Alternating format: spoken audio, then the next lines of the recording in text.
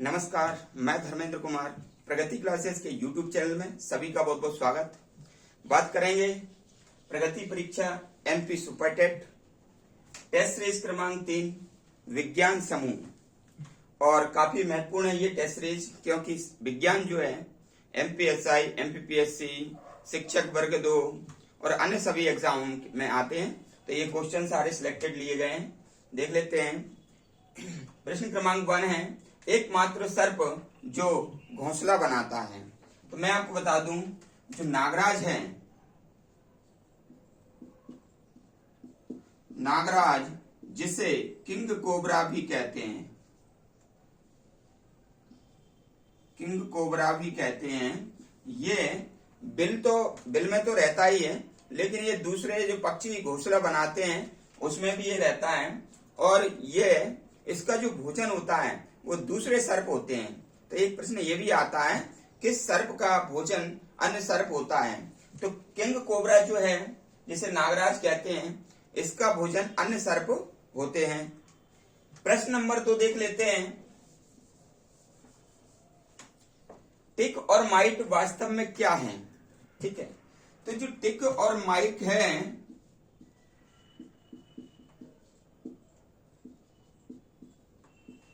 ये मकड़ी वंशी हैं।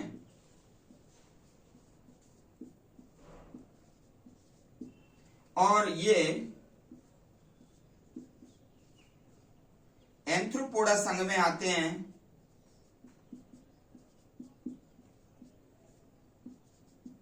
और इनका संघ वर्ग है सेफेलोपोडा।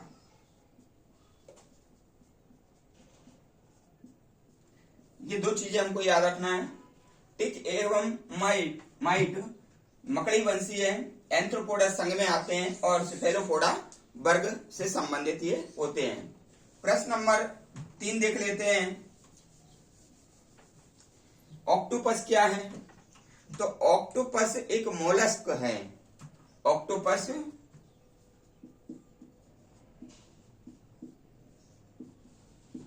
मोलस्का समूह का जंतु है, मोलस्का संघ का जंतु है, जिसकी 8 भुजाएं होती हैं। 8 भुजाएं होती हैं। ये कवच रहित होता है, कवच रहित होता है। ये भुजाओं को चूसक कहते हैं। भुजाओं को चूसक कहा जाता है, क्योंकि जब कोई शिकारी इनको पकड़ता है तो ये भुजाओं के माध्यम से उनका ब्लड पीने का काम करते हैं। ये डेविल की तरह होता है, ठीक है, डेविल की तरह होता है। और ये कवच रहित होता है। और जब कोई शिकार इसको पकड़ने आता है तो ये जो बैंगनी रंग की स्याही जल में फैला देता है, जल में स्त्रावित करता है, जिससे कि उसको चकमा दे करके फिर ये भाग जाता है। तो इसको ऑक्टोपस को मोलस्क समूह का जो है ना संघ का एक जंतु है, और इसका भोजन के रूप में चाइना में प्रयोग किया जाता है। ठीक है, यह प्रश्न IAS में आ चुका है। अगला प्रश्न देख लेते हैं। प्रश्न नंबर 4, अंडे देने वाले स्तनधारी कौन से हैं। वैसे तो स्तनधारी वो होते हैं जो कि बच्चे देते हैं, जिनके शरीर पर रोम पाए जाते हैं, जो अपने बच्चों को दूध पिलाते हैं, उनको कहते हैं स्तनधारी। ठीक है, तो स्तनधारी बच्चे देते हैं। लेकिन ऐसे स्तनधारी कौन से हैं जो कि बच्चे ना दे करके अंडे देते हैं। ठीक है, तो ये बहुत ही महत्वपूर्ण प्रश्न है, और इसका आंसर भी इसी में छिपा हुआ है। मैं आपको बता देता हूं। बात हो रही है अंडे देने वाले स्तनधारी। ठीक है, तो अंडे देने वाले स्तनधारी 2 हैं। एक है ए से आ बनता है, तो इससे तो हो जाएगा एकिडना। क्या हो जाएगा? एकिडना। ये ऐसा स्तनधारी है जो कि अंडे देता है। और दूसरा है डा। डा से हो जाएगा डकविल्ड प्लेटिपस। आप जीवन में नहीं भूल पाएंगे, ये यूनिक ट्रिक है। मैंने इसी से जो आंसर है स्तनधारी वो दोनों बनाए हैं, ठीक है। तो ये आप जीवन में नहीं भूल पाएंगे और ये ट्रिक हमेशा याद रखेंगे। जब भी कोई पूछेगा अंडे देने वाले स्तनधारी, तो अंडे से ही बन जाएगा आपके दो स्तनधारी। आ से बनेगा एकिडना और डा से बनेगा डकविल्ड प्लेटिपस, ठीक है ना यूनिक ट्रिक। तो कमेंट्स बॉक्स में मैं एक क्वेश्चन करता हूं, तो आप कमेंट्स बॉक्स में आंसर देना कि ऐसा पक्षी कौन है जो कि अंडे देने की बजाय बच्चे देता है, ठीक है।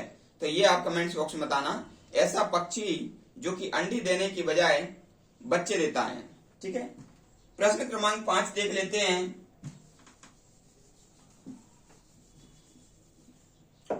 तो भारतीय वन्य जीवन के संदर्भ में उड्डयन बलबुल क्या है, ठीक है। जो उड्डयन बलबुल है, उड्डयन माने उड़ना, उड़ना यानी कि फ्लाइंग। तो फ्लाइंग फॉक्स की बात हो रही है, तो फ्लाइंग फॉक्स है, ठीक है। चमगादड़ कहते हैं, चमगादड़, ठीक है। चमगादड़ को फ्लाइंग फॉक्स कहते हैं। उड़ती हुई लोमड़ी कहा जाता है चमगादड़ के लिए, ठीक है। अगला देख लेते हैं। प्रश्न नंबर 6 है कि 5 जगत वर्गीकरण किसने दिया, ठीक है। देखिए 5 जगत वर्गीकरण हो या 4 जगत वर्गीकरण हो या 3 जगत हो या 2 जगत हो, चारों के बारे में आपको पता होना चाहिए, ठीक है। तो 5 जगत वर्गीकरण दिया था वीटेकर ने, वीटेकर ने दिया था। 4 जगत वर्गीकरण, 4 जगत वर्गीकरण दिया था, 4 जगत वर्गीकरण, 3 जगत तो दिया था उसने हैकल ने, ठीक है ना। और 4 जगत दिया था कॉपलैंड ने। 4 जगत किसने दिया था? कॉपलैंड ने। और 3 जगत किसने दिया था? हैकेल ने। और 2 जगत वर्गीकरण किसने दिया था? कैरोलस लिनियस ने, कैरोलस लिनियस। यूनिट ट्रिक के माध्यम से इसको मैं आपको याद कराऊंगा। जैसे ये 5 जगत है, ये 5 जगत हैं, तो इसमें क्या है 5 ही आ रहे हैं वर्ण, 1 2 3 4 5, तो 5 आ रहे हैं, तो ये क्या हो जाएगा 5 जगत वर्गीकरण हो जाएगा। क्लियर। ये 4 जगत है, तो ये देखो कोपलैंड में 4 आ रहे हैं अक्षर। ये 3 जगत है, तो हैकेल में ये 3 आ रहे हैं। और 2 जगत है, तो ये आप याद कर लेना 2 जगत, तो 2 नाम पद्धति किसने दी? कैरोलस लिनियस ने दी। ये स्वीडन के थे। यूनिट ट्रिक के माध्यम से इसको बताया, ये भी आप कभी भूल नहीं पाएंगे। अगला प्रश्न देख लेते हैं। प्रश्न नंबर 7, जीवन का ब्लूप्रिंट किसको कहते हैं? तो भैया डीएनए को जीवन का ब्लूप्रिंट कहा जाता है। और डीएनए को क्यों कहते हैं जीवन का ब्लूप्रिंट? इसलिए कहते हैं डीएनए को जीवन का ब्लूप्रिंट, क्योंकि डीएनए में जीवन की संरचना व्यक्त होती है, उसकी क्रियाविधि व्यक्त होती है, और प्रजनन आदि के दिशा निर्देश भी व्यक्त होते हैं। देखो क्या है, पृथ्वी पर लाखों जंतु हैं और सभी जंतुओं के जो डीएनए हैं वो 1% भिन्न होते हैं, 99% तो सेम होते हैं। जैसे कि एक मानव दूसरे मानव के 99% डीएनए अलग रहेंगे, मतलब सेम रहेंगे, और 1% डीएनए अलग रहेगा। तो ये जो डीएनए है उसकी संरचना, क्रियाविधि और प्रजनन में थोड़ा बहुत अंतर कर देगा, और इसी के माध्यम से डीएनए फिंगरप्रिंट्स के माध्यम से ये पता लगाते हैं कौन किसकी संतान है। ठीक है, ये पता लगाते हैं कि चोरी किसने की, हत्या किसने की, और डीएनए उसके शरीर का कोई भी भाग मिल जाता है, जैसे ब्लड है, वीर है, ठीक है, बाल है, नाखून है, उसके माध्यम से ये पता लगा लिया जाता है। तो ब्लूप्रिंट क्या होता है? ब्लूप्रिंट कहते हैं रूपरेखा, यानी कि हम डीएनए से पता लगा सकते हैं कि भाई ये किस प्रजाति का है ना। तो ये इसलिए डीएनए को जीवन का ब्लूप्रिंट कहा जाता है। अगला प्रश्न देख लेते हैं। अगला प्रश्न है, लंगफिश किसके बीच की संयोजक कड़ी है? तो जो लंगफिश होता है, लंगफिश होता है ये मछली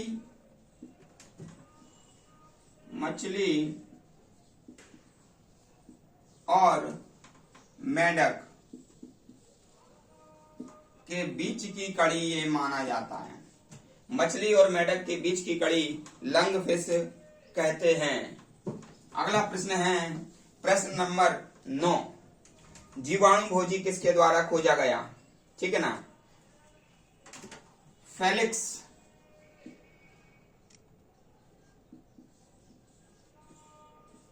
फेलिक्स और हार्वर्ड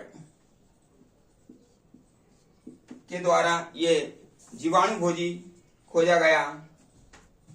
हार्वर्ड, फ्रेडरिक टवार्ड,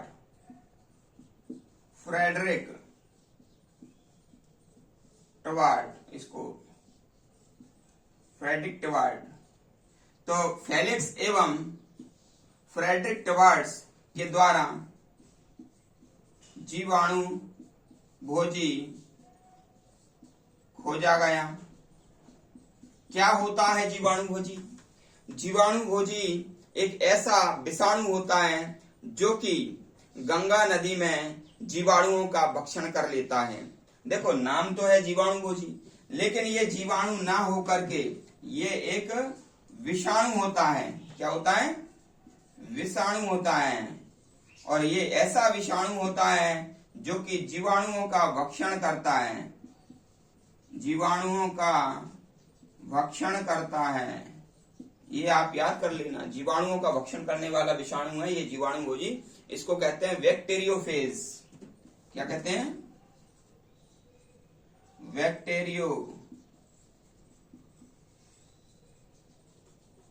बैक्टीरियोफेज कहा जाता है।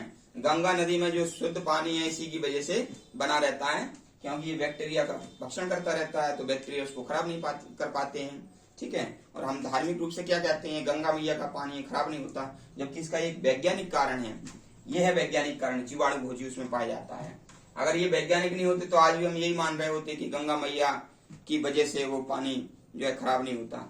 ये वैज्ञानिकों ने पता लगाया, फेलिक्स एवं फ्रेडरिक ने, कि भाई इसमें जीवाणु भोजी पाया जाता है। अगला प्रश्न देख लेते हैं। आखिरी प्रश्न है ये टेस्ट सीरीज का, और ये भी बहुत महत्वपूर्ण प्रश्न है, कई बार ये आ चुका है कि फार्मिक अम्ल किसके द्वारा उत्पादित होता है। मैं आपको बता देता हूं, जो फार्मिक अम्ल है ये होता है फॉर्मिक अम्ल, HCOOH, इसको फार्मिक अम्ल कहते हैं। फार्मिक अम्ल इसको कहा जाता है, और ये लाल चींटी, शहद की मधुमक्खी,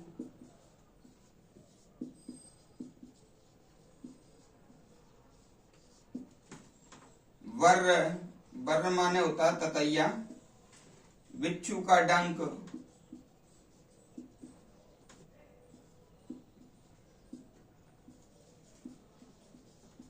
आदि में पाया जाता है। ठीक है, तो आज की आपको टेस्ट सीरीज कैसी लगी आप कमेंट्स करके बताएं। वीडियो को अधिक से अधिक शेयर करें ताकि सभी तक पहुंच पाए, और जो व्यक्ति नए हैं वो चैनल को सब्सक्राइब करें, और सभी का बहुत बहुत धन्यवाद।